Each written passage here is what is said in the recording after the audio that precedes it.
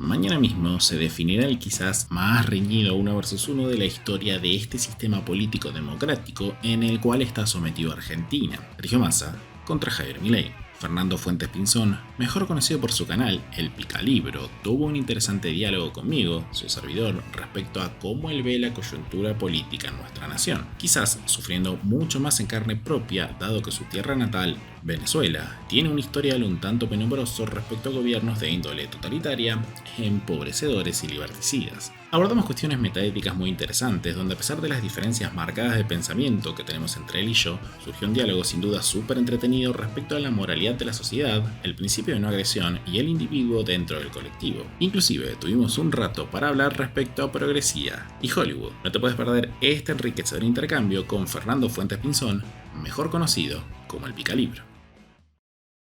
Buenos días, muy buenas tardes o muy buenas noches. Es un gusto tenerlos nuevamente acá en mi canal. Tengo el honor de presentarles a Fernando Fuentes de El Picalibro, que vamos a estar conversando un poco de todo lo que es coyuntura, todo lo que es progresismo, la figura de Javier Milei y todo lo que hoy por hoy importa justamente en todo lo que es la discusión política a nivel global. Fernando, muy buenos días. Es un placer tenerlo acá como invitado en el canal. Bueno, gracias a ti, Lucas, por invitarme. Bueno, sí, ahorita creo que las dos cosas más interesantes en el mundo, por lo menos una está en Argentina, que es el fenómeno Milei. Cuando me preguntan, por ejemplo, si yo apoyo a Milei, yo diría, bueno, es la única opción posible, así que mi respuesta es sí. En política y en parejas uno no busca el ideal, uno busca lo que es posible. Esa creo que es una de las, pues, parte de la maduración. Esto es lo que hay en el mundo y pues su plataforma y sus visiones se parecen más a lo que, con lo que yo estoy de acuerdo, que la plataforma contraria. Porque aquí mucha gente dice, vas a votar por mi ley, va a ser terrible. Bueno, terrible es la Argentina actual. Si quieres mantener la Argentina actual, no votes o vota por que se mantenga la Argentina actual. Es decir, una Argentina en donde cada vez van a ser más pobres, cada vez van a necesitar más de programas sociales del gobierno, que por la experiencia venezolana estos programas sociales del gobierno se convierten en programas electorales del partido dominante. Es decir, tengo una base de datos de gente que le voy a llevar en buses o en transporte público a los centros de votación y le voy a decir, tu trabajo es votar y traer a la gente, y si no, te quito la comida, la beca, los beneficios que te estoy dando, que sean paupérrimos en una sociedad pues, en donde tu salario es $300 y la comida es 500, pues que te regalen $300, que te regalen entre comillas, que te den $300 por afiliación partidista, tú lo agradeces. Sí. Es el concepto de la necesidad. Y bueno, lamentándolo mucho, eso es uno de los males. Por cierto, Mises decía casi al final de su vida que el enemigo principal de las democracias liberales es la burocracia. Yo creo que es así. Creo, por ejemplo, que el concepto del voto universal se ha tergiversado porque el voto universal era porque se creía que había una decisión racional. Pero si tú formas parte del Estado, o sea, si usando las palabras de Milley, que son realmente populistas, son buenas, y llegan al populacho, si tú eres un parásito del gobierno, vas a votar para que la posibilidad de seguir chupando del gobierno. Por consiguiente, es como decir, tú no puedes darte el pago y el vuelto al mismo tiempo. Si tú participas en un programa que depende de una política partidista, no deberías tener derecho a votar en donde se esté decidiendo ese aspecto, porque es una parte interesada. Entonces, tal vez la idea del voto universal y viendo cómo se ha destruido el concepto del gobierno como el gobierno de todos y se convirtió el gobierno en mi maquinaria política pagada por todos, que es lo que prácticamente todos nuestros países son, termina hoy en día pues diciendo el Estado, el gobierno, así planteado, es un problema gigante y hay que reducirlo a su mayor expresión posible. Es decir, la reducción a la mayor expresión posible quiere decir que el tamaño del gobierno debe ser lo estrictamente necesario para que una sociedad sea funcional. Es un punto interesante. Yo soy particularmente bastante crítico de la democracia universal representativa por los propios incentivos que esta justamente genera. Inclusive, recientemente estrené un video, no una crítica más exhaustiva, porque considero que carece de, digamos, está dotado más que nada de nulidad jurídica por la ausencia de contratos de representación real, y que considero que es una premisa que se basa mucho en el contrato social, que siento que es un axioma que está invalidado desde sus inicios. Aunque bueno, eso es un tema que está bueno pues, poder ampliarlo para poder Exacto. discutirlo. Me intriga saber justamente, y estoy tratando de hablar con personas de diferentes, digamos, como visión política, inclusive de posicionamientos éticos, inclusive recientemente invité marxistas y demás, porque trato siempre de mantener un diálogo amplio, que creo que es la mejor manera de construir justamente política. ¿Qué ve usted hoy como enemigo a combatir? Okay. Y le explico por qué le pregunto esto. Hoy por hoy yo considero que estoy.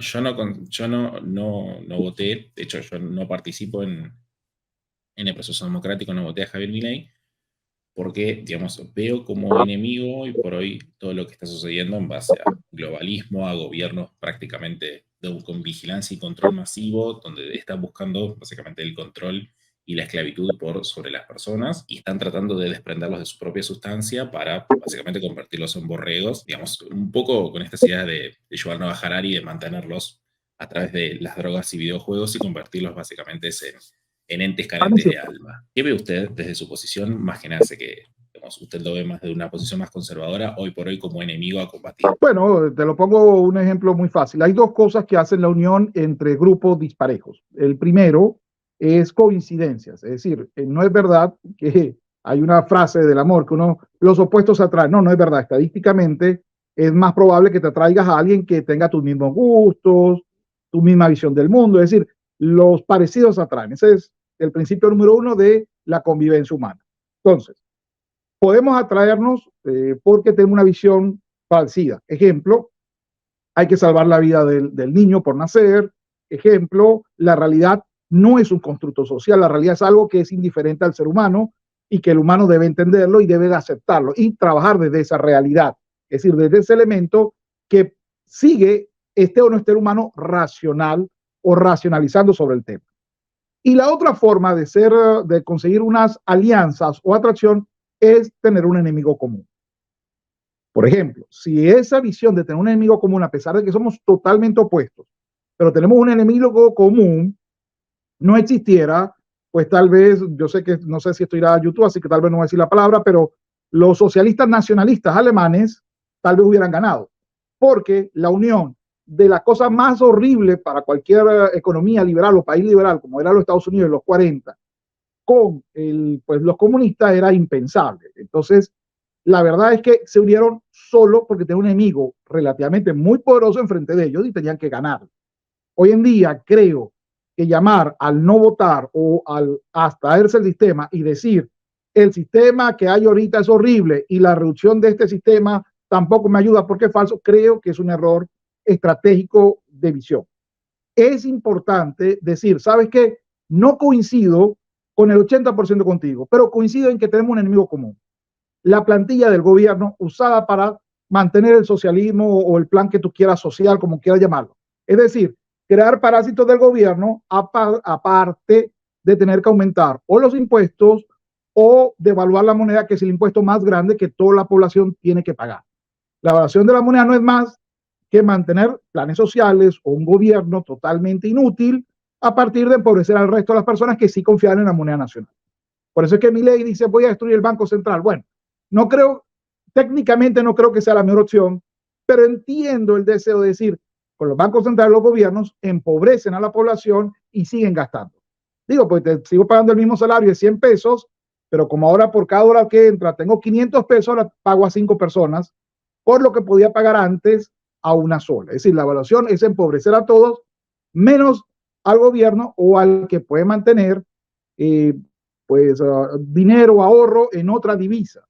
Por eso es que la primera medida que hace cualquier socialista que te va a empobrecer es prohibirte a usar tu dinero para obtener monedas sólidas.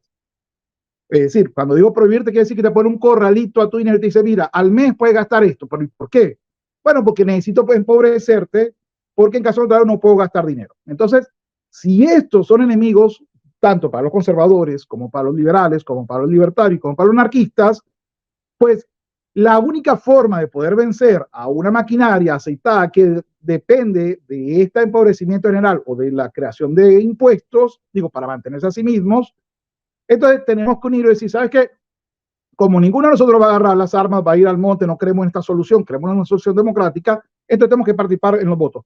Aunque vayamos a después lavarnos las manos con asco y decir, bueno, entre la opción actual que tengo y esta, prefiero tener este que tiene la misma visión de enemigo.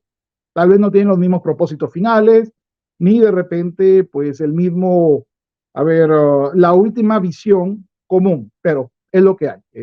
Por eso es que creo que hay que entender que en política es necesario atraerse por o parecernos o por tener un enemigo común. Y creo que este es el momento en que Argentina tiene la opción de declarar un enemigo común. Y ojalá que Milei sea la presidenta y ojalá que mantenga la calma, la compostura y pueda sostenerse en el poder, porque esa es la otra parte del juego. No es solo llegar, sino sostenerte. Incluso Maquiavelo decía que era más fácil llegar al poder que sostenerte en el poder. Hoy por hoy, dada la importancia y toda la relevancia que tomó la figura de Javier Milei, soy bastante crítico hoy por hoy de la figura justamente del economista por su participación en el Foro Económico Mundial, que a mí, claramente a usted, por justamente su condición política, también le terminaría siendo preocupante, y sobre todo por algunas declaraciones un tanto polémicas en las que respondía, si se quiere, a las ideas un poco más transhumanistas alineadas a Elon Musk o a Yuval Noah Harari. ¿Esto no le repercute en alguna cierta preocupación, justamente por los diferentes tipos de conexiones que puede tener en organismos supranacionales? Claro, al igual que me preocupa que Stalin sea comunista y lleve a la gente al Gulag y por ende no le va a enviar armas y voy a irme yo solo contra los nacionalsocialistas alemanes. Obviamente, a pesar de la realidad política, es que es la opción con capacidad de triunfo. Y como vuelvo y repito, si veo que es posible eliminar tamaños del Estado, y aquí ya viene la parte moral, por ejemplo, y que tiene coincidencias morales, pues yo comparto, ejemplo, la vida del niño no se negocia, aunque él lo logra empatar de la visión libertaria, es decir, yo no creo en el concepto de mi cuerpo, mi propiedad, porque el concepto de mi cuerpo, mi propiedad, fue superado por más de, no sé, hace unos 200 años, porque hasta hace 200 años más o menos, bueno, todavía en algunos países, los humanos éramos propiedad. Pero así como soy propietario yo, propietario de otro. Es decir, alguien podía venir y comprarme. Gracias a Dios, hoy en día en la mayoría de los países, por lo menos en Occidente, esta idea es repudiable. Es decir, no, los humanos no somos propiedad. Por consiguiente, no puedes defender el derecho a la vida o el derecho a la dignidad de tu cuerpo basado en la propiedad. Porque es retrotraerte moralmente a la época de la esclavitud, cuando los esclavos es la época del recurso humano. Usted es un recurso humano y por ende usted vale lo que el recurso de usted vale. No, ya va, soy humano y tengo características diferentes a una paga de, no sé, billete, dinero, oro, etcétera. No, no es lo mismo trato que tú puedes dar a un objeto que a un humano. Y precisamente a los objetos se le aplica el derecho a la propiedad, a los humanos no. Incluso a los semovientes y a los animales se le aplicaba hasta hace poco el derecho a la propiedad. Hoy en día se considera que no, porque yo podía agarrar una vaca y hacer lo que yo quisiera con la vaca, casi lo que yo quisiera. Había algunas limitaciones morales. Pero hoy en día ya incluso, no estoy en contra del concepto inicial, el animal, pues al ser mamífero tiene algunas características o conexiones con los humanos. Por consiguiente, tal vez puedes explotarlo, es decir, puedes obtener beneficio económico del animal, pero tal vez con prácticas un poco menos agresivas. No quiere decir que South Park tenía un capítulo que me encantaba, que decía, vamos a resolver el problema de los pavos de forma humana. No hay forma humana de hacer eso, pero por lo menos puede estimular, por lo menos, por ejemplo, en Estados Unidos, hay una condición de tú como consumidor escoges, ejemplo, y yo me burlo, porque mi familia compra eso, pero yo me burlo siempre porque están las gallinas que son libres. Entonces los huevos cuestan 4 euros, es decir, la docena. Las industriales, las que están encerradas, yo siempre digo, mira, las que están libres de estrés y son felices, cuesta $4. Y las que están, bueno, cuesta 7. Y las que están explotadas, sometidas y estresadas, cuestan $3. Es decir, la moral cuesta dinero literalmente, tener una actitud moral cuesta. Pero al tener una actitud moral que cuesta, a mí me parece muy bien que el mercado te diga, mira, si tú quieres apoyar un trato más humanitario al animal, entiende que es una explotación menor al animal y por supuesto tenemos menos beneficios, así que te va a salir el huevo más caro. Entonces yo siempre digo, salvo que el sabor sea diferente, yo me voy por la gallina estresada, yo. pero es una opción del mercado, es una opción que existe, pero una opción que existe porque ya se está viendo, oye, tal vez el maltrato hacia el animal no sea la mejor forma de obtener el producto. Eso no quiere decir que el animal, vamos, por mucho cariño que le tengas a la gallina, necesita la gallina para la sopa. Es decir, eso no quiere decir que al final no te va a comer el bistec.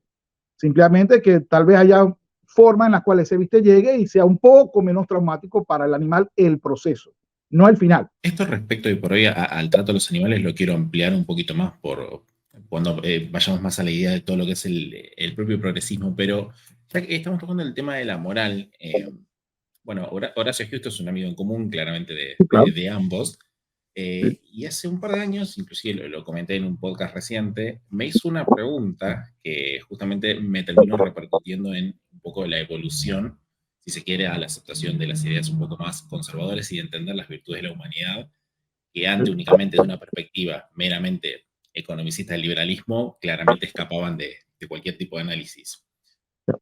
Y les voy a plantear justamente en este contexto de la sociedad de control, si alcanza únicamente la libertad individual para frenar el globalismo, y le voy a plantear el por qué le hago esta pregunta. Yo calculo que justamente, usted también está enterado de todo lo que es el fenómeno WorldCoin, de todo lo que son los datos biométricos y demás, que en Argentina tomaron un rol bastante preponderante, y la gente, por una cuestión de incentivos monetarios, están entregando sus datos biométricos. Ahora, ¿cómo se resolvería esto, por ejemplo, desde su perspectiva, sin tener que simplemente utilizar el aparato restrictivo del Estado para prohibirlo, por ejemplo? Porque considero que entregar, ya de que sea un capricho del sector privado, entre comillas, los datos biométricos de uno, es un avance total hacia la esclavitud hoy por hoy digital que se propone inclusive desde la Revolución Industrial 4.0. ¿De qué manera inclusive usted lo resolvería y si para usted alcanza la libertad individual para generar una sociedad próspera y libre? No, no, nunca, nunca. La libertad individual jamás puede entenderse como la libertad individual. La libertad siempre es social. Es decir, si nosotros fuéramos islas, viviéramos solos, el concepto de libertad sería innecesario. El concepto de libertad es lo que puedo hacer dentro de un contexto social donde hay otro. Entonces, por ejemplo, hay una teoría de la libertad positiva, la teoría negativa, que siempre ha parecido, ¿cómo decirlo?, ridícula. Aunque a mis amigos liberales le encanta la visión de Zayat Berlin, que es el padre de la, bueno, por lo menos el más conocido, no, no sé si del padre, pero es el que más abogó por el concepto de libertad positiva y negativa. Entonces, la negativa y nadie me molesta para hacer lo que quiero, y la positiva es la que yo puedo, hago lo que yo quiero. Pero eso no es libertad, eso es capacidad. Bueno, yo quiero ser el mejor jugador del mundo. Entonces tienes que, vamos no sé, romperle los huesos a los mejores jugadores antes que yo para poder tener libertad de hacerlo. Eso no tiene sentido. Entonces, el concepto de libertad jamás es un ámbito privado. Nunca es un ámbito individual. Por eso es que es importante entender que la política requiere nuestra participación. ¿Dónde está la participación social? Bueno, los elementos individuales significa ponerle freno al gobierno. Recuerden que yo siempre me he conservado, o me declaro conservador liberal, porque creo que el sistema liberal, democrático liberal, era la mejor opción posible. Hoy en día lo pongo más en duda, pero sigue siendo por lo menos la mejor opción frente a todo lo demás que hay. ¿Y de dónde veníamos? Porque eso es muy fácil de decirlo, pero ¿ay, de dónde veníamos? Del absolutismo. Es decir, nosotros éramos fichas súbditos que no tenemos derecho frente al todopoderoso, pues no Estado, pero monarca. Si el monarca le daba la gana, quitarnos, iba a tener problemas con los demás, porque un monarca absolutista tiene normalmente conflictos con los poderes medios, es decir, con el terrateniente, con el, de repente, el pastor de la iglesia, etcétera, etcétera. Pero individualmente, nosotros somos incapaces de generar una resistencia a un poder que es la unión de cientos o miles de personas en contra de un sujeto. Entonces, lo que hay que entender de la libertad individual es que la libertad individual es siempre ponerle freno al poder. Es decir, crear la menor cantidad de poder absoluto posible. Y esto se hizo, creo que de forma muy buena en su momento, a través de la separación de poderes. Y esto se podía porque no había, por decirlo de una manera, un control absoluto de los sujetos. Lo que hoy estamos viendo es un totalitarismo absoluto digital, en donde los sujetos, bueno, saben de qué hablamos. Por ejemplo, el celular escucha, aunque tú no quieras, la conversación, y luego entra a las redes sociales y, oh sorpresa, mira de lo que estaba hablando. No, no, no es que te conoce, es que te espía. Entonces, no hay para mí un límite en donde ya pasamos de solo el gobierno me limita a los poderosos me limitan, y eso incluye poderosos que estén dentro del gobierno o poderosos que están dentro del sector privado.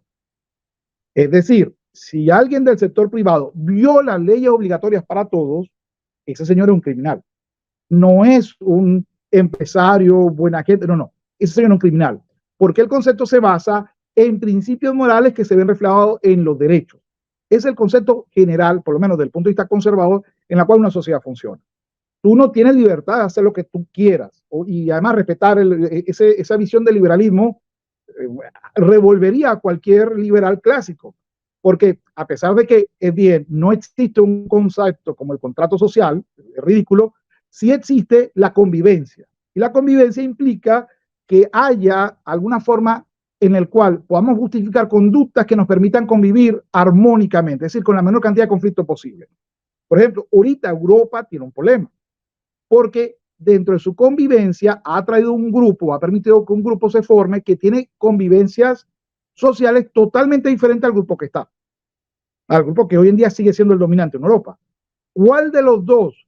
Bueno, fácil, si tú quieres abandonar la sociedad occidental e irte a la sociedad oriental, perfecto, pero lo que se está discutiendo aquí no es si una persona puede salir, por ejemplo, con el rostro cubierto, sino si debemos de aplicar reglas diferentes a un grupo que al otro. Y la respuesta es no. No hay que aplicar desde el punto de vista moral reglas, porque lo bueno es bueno y lo malo es malo, independientemente de quién lo haga. Entonces yo tengo muchos problemas con la gente esta en los Estados Unidos de Black Lives Matter y tal. Por ejemplo, la palabra dice, no se puede decir esta palabra, pero si lo dicen las personas de tu pigmentación de piel, ¿por qué no la puede decir una persona que no tenga esa pigmentación? Si la palabra es mala cuando la dice alguien con un color diferente al que tú quieres, es racismo y eso es malo. Es decir, no se puede entrar en ese juego. No, bueno, la persona decide si el sujeto va a vivir o no. No, no, no, siempre va a ser malo. Lo que pasa es que al ser malo no quiere decir necesariamente que siempre va a tener una consecuencia legal. Y esa es parte de la discusión. Por ejemplo, yo vuelvo y repito, jamás podría ir mi voto, mi apoyo a una persona que considere que pues en la concepción no hay un humano. Es decir, que la concepción es de una cosa y que mágicamente después de un tiempo, ¡guau!, se convierte en humano. Eso no tiene sentido, porque no vino una espora animal o una espora espacial y se metió allí. Es un ser humano en formación. Todos pasamos por ese proceso, absolutamente todos. Entonces, no es bueno cuando un sujeto decide sobre la vida de otro en ninguna circunstancia. Y eso incluye, aunque sea en el caso, por ejemplo, de la maternidad. Entonces, creo que debemos recordar que la sociedad no es algo que se construye fácilmente, que la sociedad es un recurso histórico y que se ha perdido históricamente. Es decir, cuando la sociedad no se reflejada en ninguna conducta o se permite, por cierto, mucha gente siempre cree que Adam Smith y los liberales clásicos son laissez-faire, es decir, dejar hacer. No, no, nada más falso. Si usted es un liberal clásico que dice, tú entras a la sociedad para limitarte para la sobrevivencia de la propia sociedad. ¿Cómo se hace la sobrevivencia de la propia sociedad? A través de familias, es decir, de instituciones medias y, por supuesto, de la persona. Yo me niego siempre a hablar de individuo. Creo que individuo no existe como concepto social, sino persona. Es decir, sujeto con derechos y obligaciones. Pero nosotros somos no individuos, somos personas, sujetos con obligaciones y deberes. Y solamente somos personas si hay una persona al frente de nosotros. Si esa persona nos reconoce a nosotros también con derechos e individuos, creamos una comunidad. En caso contrario, no. Si esa persona cree que yo no tengo derecho a tener alguna expresión propia o tener una cosa propia, pues no me verá como persona, me verá como individuo, como objeto, como propiedad, etc. Entonces, por eso siempre hay que volver, para mí, las bases de la sociedad son bases morales. Y bien Horacio, pues por ejemplo, él se basa pues, utiliza la religión como pues el elemento nucleador. Yo no creo que sea tan necesaria la religión, pero sí entiendo el beneficio moral de la religión. Es decir, yo me inclino más por la visión aristotélica en el que una visión moral de lo bueno y lo malo, entendida y enfocada en la buena vida y en la buena vida social, permite sustentar cualquier visión moral de la humanidad. más que cualquier otra visión, aunque entiendo la importancia de la metafísica. Además, sin metafísica no hay vida realmente. Sin metafísica somos objetos que nos tenemos que reproducir en algún momento y moriremos. Respecto justamente a todo lo que está planteando de la moral, creo que justamente el liberalismo, más allá de que es, o lo considero más una sustancia moral que un marco institucional, desde el principio de no agresión y únicamente el intercambio de derechos de propiedad no resuelve estas cuestiones más de justamente metaética que quizás explorando un poco más la filosofía tratan de dar una cierta respuesta. Lo que sí me gusta tomar, por ejemplo, a mí como el libre albedrío, como la posibilidad racional y consciente de poder ejercer el mal, pero elegir racional y conscientemente hacer el bien justamente por los propios limitantes que tiene uno en comparación e identificación con justamente su prójimo. Ahora, ya que tocó el tema del racismo y era el punto a donde también me gustaría llegar, hoy por hoy se ve en los medios de comunicación, en este entretenimiento forzado, inclusive subsidiado por el propio Estado, como pasa con Netflix, que hay una cierta, si se quiere, creación de arquetipos que hoy por hoy tratan de responder a todos los problemas socioculturales que están instalados por la fuerza, como por ejemplo, tanto ideas eugenésicas como estas ideas malthusianas, implementadas, por ejemplo, en el propio Thanos, en su momento, o esto que sucede con las diferentes pigmentaciones de la piel que implican una guerra entre diferentes personas. ¿Cuál es el rol que hoy por hoy tienen los medios desde su perspectiva y sobre todo el cine y las plataformas de streaming en la implementación de toda esta ingeniería social propia de esta guerra que se tiene en el siglo XXI? Bueno, ellos son víctimas simplemente del proceso de, a ver, ¿cómo explicarlo?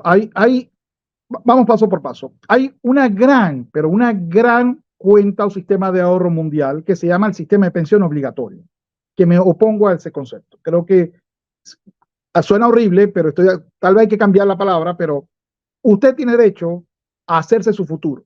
Y si su futuro es miserable, es su problema. ¿Cuándo se convierte en problema social? Cuando usted está en la calle y se convierte en un peligro potencial para el transeúnte, para el negocio o para el conductor. En ese caso, para la sociedad, usted es un problema y hay que resolverlo. Ahora, por ejemplo, si usted es autoritario, usted lo resuelve de alguna manera. Pero si usted es humanitario y dice, no, hay que llevarlo a algún sitio de acogida en donde el sujeto, pues, no será un sujeto que pueda hacer lo que le venga en gana, pero tampoco puede estar porque no es responsable de sí mismo. Es decir, cuando una persona ya no es responsable de sí mismo, ya no cuenta como persona con todos sus derechos a nivel social. Le pasa a pues, los menores de edad, se considera que no son responsables de sí mismos porque no tienen la madurez. Pero personas con enfermedades degenerativas pasa lo mismo. Usted fue una persona responsable, pero ya tiene incapacidad. Ese es el problema con el que tengo, por ejemplo, con la idea esta pues, anarquista de pues todos somos responsables y si yo, pues no se puede. ¿Por qué? Pues, por ejemplo, si tú tienes sobredosis de azúcar porque comiste chocolate hasta que te dio la gana, perfecto. Pero si tú pierdes la condición moral, la condición, a ver, de esa sabiduría, es decir, de decidir, tú pierdes esa capacidad porque estás influenciado, entre comillas, por algo que impide ese procesamiento natural, ese procesamiento básico. En esa hipótesis hay que poner un freno, porque ya es un problema potencial para la sociedad. Es decir, te convierte en un problema social. Por ejemplo, esto lo solucionaron en China hace muchos años y crearon sitios especiales si tú querías darte sobredosis de azúcar. O sea, guiño, guiño, no estoy hablando de azúcar, por si acaso. Y de esa manera, hasta que no se te quitaban los efectos, tú no salías porque tú eras irresponsable socialmente hablando.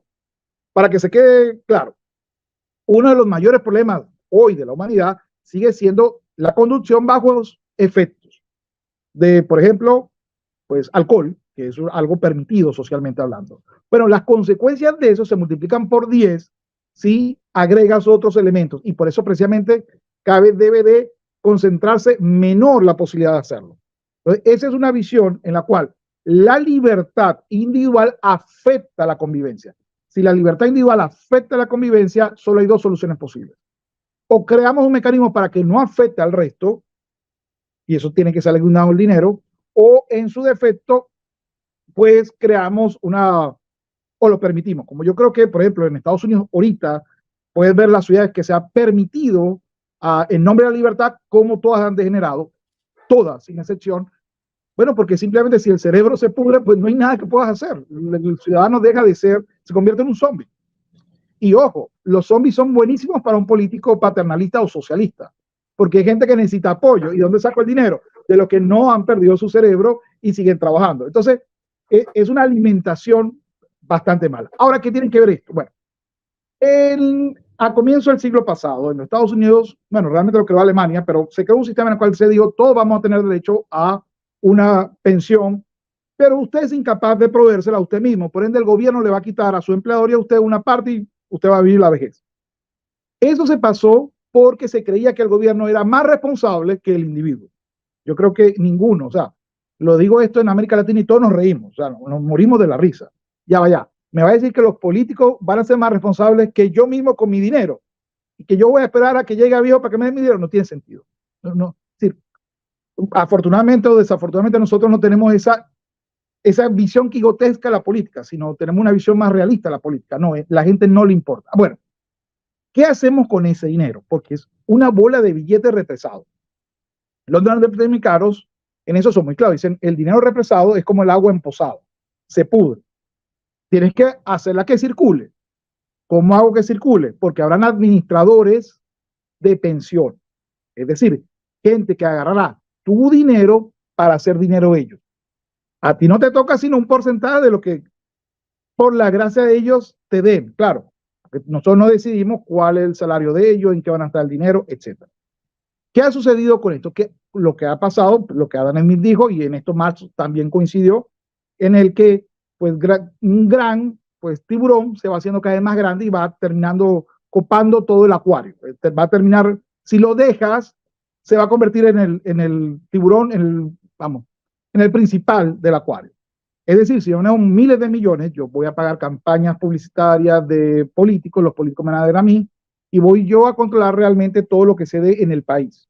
Y ya no importa la gente, importa es yo que soy el que maneja el dinero, que ni siquiera es dinero mío, es dinero que venía de la administración de fondos de pensiones. Bueno, de ahí se crearon empresas gigantes que hoy en día controlan todo. Esas empresas gigantes tienen capacidad de votos en empresas de entretenimiento como Disney, como Netflix, incluso hay un video sobre este tema, y que según lo que ellos mismos han dicho, ¿qué es lo que ellos quieren? Cambiar el sistema. Es decir, como hubo riqueza antes de este sistema y que no necesita este sistema, ejemplo, los petroleros no necesitan este sistema, son ricos de antes y no requieren siquiera pues a la bolsa de valores realmente para la administración.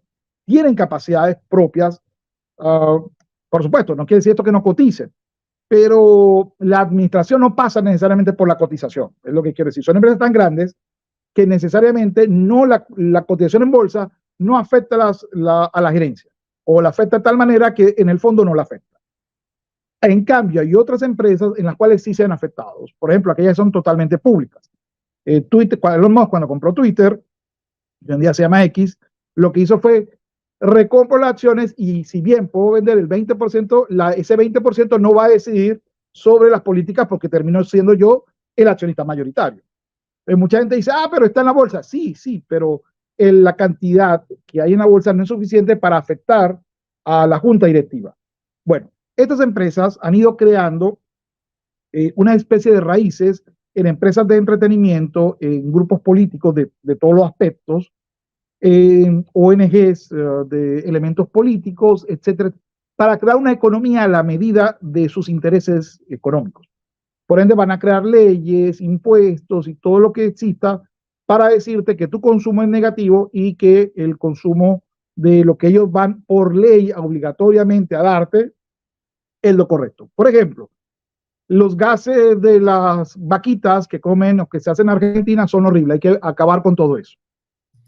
Eso no tiene sentido, como nos pasó, que hoy en día, esto es difícil de decir aquí, así que voy a usar un poco de guiño guiño, como cuando te dijeron, por salud, tienes que comerte esta arepa. En Venezuela arepa es sí, exacto. Entonces, ese tipo de cosas, y la gente decía, pero si es gratis. No, no es gratis. Eso cuesta por lo menos $3. Multiplícalo por 3 veces la población de tu país y pregunta quién se está metiendo ese dinero. ¡Oh, sorpresa! Se han creado 1.000 millonarios nuevos por ciencia. Entonces, esto solamente es posible si la sociedad está tan disgregada entre ella que no puede llegar a puntos en común. Yo algo sí estoy de acuerdo con Marx. Yo soy antimarxista total, pero el tipo tenía 2 críticas que son reales. Yo tengo más en común con mi vecino, no importa el Dios en que él crea, no importa su visión del mundo, sino si se abre una tubería aquí al frente de nuestra casa y es la casa de los dos tenemos el mismo problema. Entonces, la cercanía económica, yo no creo que crea una clase, pero da problemas que permiten crear comunidad. En ese aspecto hay que volver a rescatar. Es decir, hay que quitar, para que esto no prospere, hay que quitarle muchísima control a los gobiernos centrales y crear más comunidad o gobiernos federales, comunitaristas, es decir, localizados. Mientras menos funciones tenga el gobierno federal, menos posible va a ser que estas empresas terminen dictando pues las políticas de qué tenemos que comer en nuestra casa. Mientras que no nos demos cuenta que el sistema fue impregnado y que esto no es marxismo, porque aquí todo el mundo dice, no, marxismo, no, esto es el capitalismo propiamente dicho, pero para mí el capitalismo como sistema no existe, sino el libre mercado. Bueno, la idea del libre mercado, sin límite alguno, el laissez-faire permite. Un buen persona que sigue el libre mercado con, de la forma tradicional te dirá, ya va, estas empresas son demasiado grandes, hay que cortarle, como por ejemplo ahorita a Google, tiene varios juicios antimonopolio. Microsoft, cada una empresa que llega a una posición dominante, el mercado se le corta en pedacitos. Le pasó a las petroleras. Mucha gente no sabe que la principal petrolera fue dividida en 5 o 6 gigantes petroleras hoy en día todavía. Pero Standard Oil, ¿no? Era que... Sí, la de Rockefeller terminó dividida. Bueno, lo mismo ha sucedido con empresas que son tan grandes que terminan teniendo más poder que el poder político.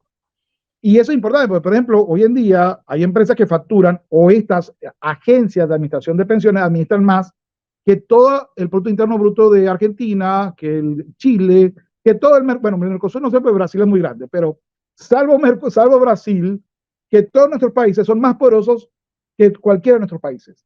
Por consiguiente, si ya nuestro político no nos puede nuclear en virtud de los intereses nacionales o comunitarios de nosotros y debe obedecer a un mando que viene de una empresa que a su vez tiene sometido a algunos organismos internacionales, pues entonces prácticamente no tenemos mucha mayor resistencia, sino crear la rebeldía individual. ¿Y cómo es la rebeldía individual? Si el sistema quiere que consumas, no consumas. Si el sistema quiere que no te reproduzca, reprodúcete. Si el sistema quiere que no te cases, cásate, compra una casa. Es decir, la única forma de poder ir en contra de un sistema que te dice es la realización de la persona, es a través del consumo, es creando unos valores en contraposición a esto. Y es complicado, ¿por qué?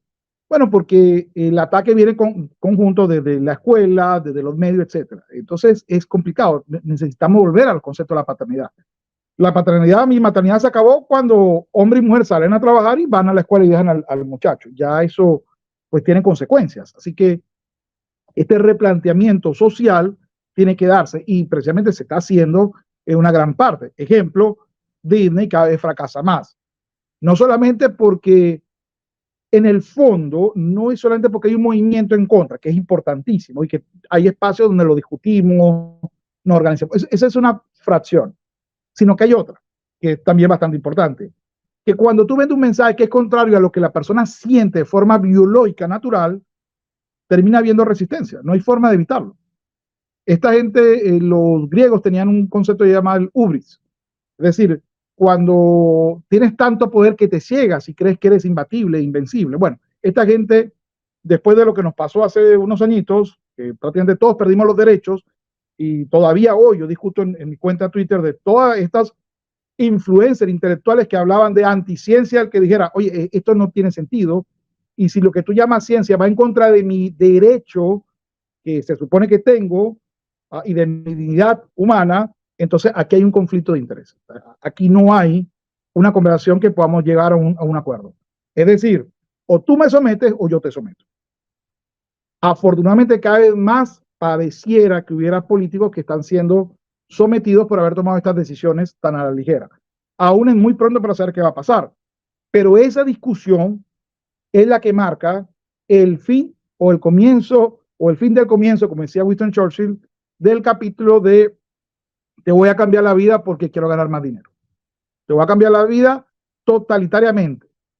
Sin embargo, hay que recordar que tenemos el espía en la casa, el celular, el teléfono inteligente, el televisor inteligente. Así que si se logra convencer a las personas que teniendo un control a través de tu teléfono celular y que tengas dinero digital y que de repente todo tenga que estar en el sistema, si yo hablo mal del gobierno me bloquean mi cuenta como le pasó a Canadá, me bloquean mi acceso a mi dinero, estamos creando una sociedad extremadamente endeble para proteger derechos. Así que en ese caso, pues me inclino mucho, yo siempre he respetado a los agoristas, me inclino mucho hacia la visión agorista en contra de esta visión totalitaria que la tenemos montada ya en menos de unos 5 años encima. Todo lo que implica justamente la CBDC, de esto que estábamos haciendo referencia, creo que es mi preocupación mayoritaria. Inclusive lo voy a relacionar con esto que me estaba planteando, lo voy a decir de manera YouTube friendly, porque bueno, ella también conoce absolutamente las reglas. Esta tiranía del cientificismo, de tratar digamos, de manejar y de cambiar forzosamente las preferencias de las personas, inclusive por el tema de lo que generan las vacas y la implementación de, bueno, vacas de plástico, vamos a decirlo, y ni siquiera serían de plástico, no sé de qué será. Pero sí, me resulta una preocupación, y ahí es quizás un diagnóstico errado por mi parte, pero así es como lo percibo yo desde quizás mi marco teórico más desde el lado del anarquismo, por ejemplo, la figura de Javier Milei.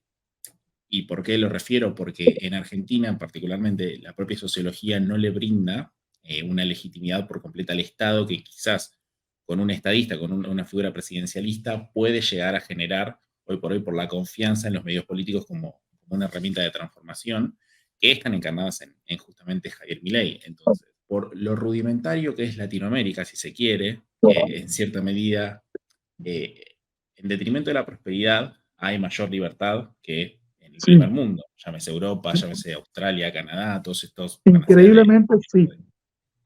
Sí, es increíble que... es por el motivo por el cual Argentina, por ejemplo, no lo abandonaría.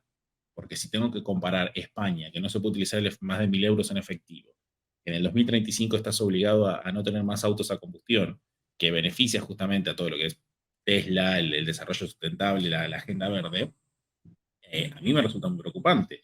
Canadá, con el tema de las congelamientos de las Mientras que cuencas. eso pasa, te aumenta la energía eléctrica y cada vez vas a poder pagar menos, vas a tener cada vez menos control de tu dinero, porque en vez de irme a la eficiencia, me voy a un plan político de sustitución económico de un grupo por otro. Ese es todo lo que es lo verde, es cambiar, yo lo digo verde dólar, es cambiar un grupo por otro grupo. Ese es el concepto. Totalmente. Consecuencias económicas para nosotros. Me repito lo último, que no, justo hablé yo y no lo escuché. Con consecuencias económicas para nosotros, porque si fuera para mejor, uno dice, bueno, pero no, te están cambiando y eres más costoso y cada vez va a ser más difícil. Lo que pasa, pues, aquí en Estados Unidos, que tú tienes los huevos de la gallina estresada te cuestan $4 y los huevos de la gallina libre y no estresada te cuestan $8. Bueno, imagínate que hay una ley y diga, se prohíbe estresar la gallina. Todas las gallinas tienen que ser libres. Pero acaba de aumentar al doble todos los huevos disponibles del mercado. Lo mismo pasa con la energía y con los carros y con todo esto.